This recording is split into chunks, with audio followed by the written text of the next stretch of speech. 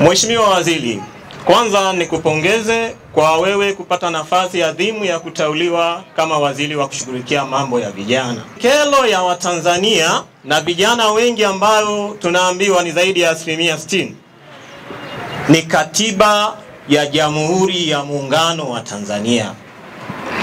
Tunahitaji tupate katiba mpya. Katiba yetu kwa mujibu wa historia ilizinduliwa tarehe 26 mwezi wa 4 mwaka 1977 pale Karimjee, Dar es Salaam, ikiwa ni bunge la kwanza.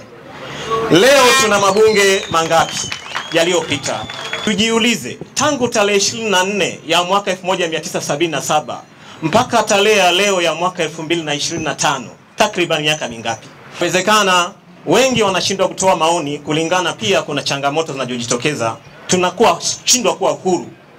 Sasa hata haya maoni tunashindwa kuelewa ni yepi tutoe. Naweza nikatoa maoni lakini unahofia nitafika kesho. Ni waombe kama viongozi wetu mtusaidie sana. Mwisho kabisa, hebu tuache uwanda wa mambo ya teknolojia uchukue nafasi yake. Kwenye mambo ya teknolojia ichukue nafasi yake. Hii mitandao ya kijamii imeletwa kwa ajili ya vijana. Asilimia kubwa ndio tuko huko.